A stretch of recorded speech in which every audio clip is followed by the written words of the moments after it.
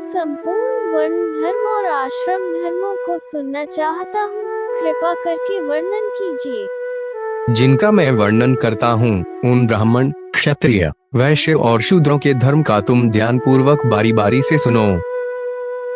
ब्राह्मण का कर्तव्य है कि नंबर 1 दान दे, नंबर 2 यज्ञ द्वारा देवताओं का यजन अर्थात हवन करे, नंबर 3 स्वाध्यायशील हो अर्थात वेदों का अध्ययन करे, नंबर 4 नित्य स्नान व नंबर 5 तर्पण करे और नंबर 6 अग्न्याधान अर्थात हवन की आग सुलगाए आदि कर्म करता रहे। ब्राह्मण को उचित है कि वृत्ति अर्थात खाने कमाने के लिए नंबर 1 दूसरों से यज्ञ कराए, नंबर 2 औरों को पढ़ाए और नंबर 3 न्यायोपार्जित शुद्ध धन में से न्यायानुकूल द्रव्य संग्रह करे अर्थात जायज कमाई से जायज धन जमा करे। ब्राह्मण को कभी किसी का अहित नहीं करना चाहिए और सदा समस्त प्राणियों के हित में तत्पर रहना चाहिए। संपूर्ण प्राणियों में मैत्री रखना ही ब्राह्मण का परम धन है। पत्थर में और पराय रत्न में ब्राह्मण को समान बुद्धि रखनी चाहिए। हे राजन, पत्नी के विषय में ऋतुगामी होना ही ब्राह्मण के लिए प्रशंसनीय कर्म है। क्षत्रिय को उचित है कि ब्राह्मणों को यथेष्ट दान दे, विविध यज्ञों का अनुष्ठान करे और अध्ययन करे। शस्त्र धारण करना और पृथ्वी की रक्षा करना ही क्षत्रिय की उत्तम आजीविका है। इनमें भी पृथ्वी पालन हो उत्कृष्टतर है। पृथ्वी पालन से ही राजा लोग कृतकृत्य हो जाते हैं, क्योंकि पृथ्वी में होने वाले यज्ञ आदि कर्मों का अंश राजा को मिलता है। जो राजा अपने वर्ण धर्म को स्थिर रखता है वह दुष्टों को दंड देने और साधुजनों का पालन करने से अपने अभीष्ट लोकों को प्राप्त कर लेता है। हे नरनाथ, लोक पितामह ब्रह्मा जी ने वैश्यों को पशुपालन, वाणिज्य और कृषि ये जीविका के रूप में दिए हैं। अध्ययन, यज्ञ, दान और नित्य नैमित्तिक आदि कर्मों का अनुष्ठान ये कर्म उसके लिए भी विहित है।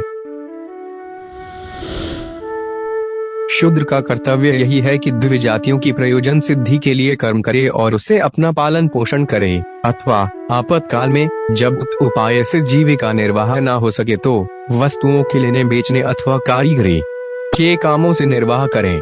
अति नम्रता, शौच, निष्कपट स्वामी सेवा, मंत्रहीन यज्ञ, अस्तेय अर्थात चोरी न करना, सत्संग और ब्राह्मण की रक्षा करना ये शूद्र के प्रधान कर्म हैं।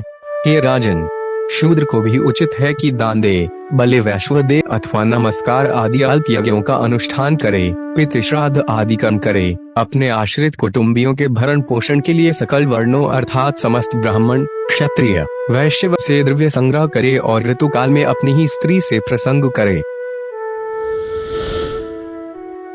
हे नरेश्वर, इनके अतिरिक्त समस्त प्राणियों पर दया, सहनशीलता, अमानिता अर्थात नम्रता, सत्य, शौच, अधिक परिश्रम न करना, मंगलाचरण अर्थात मांगलिक पद या दोहा या कविता या मंत्र या श्लोक, प्रियवादिता अर्थात मृदुल व्यवहार, मैत्री, निष्कामता अर्थात बिना कामना या स्वार्थ के लिए किया गया कार्य, अकृपणता अर्थात उदारता और किसी के दोष न देखना ये समस्त वर्णों के सामान्य गुण हैं।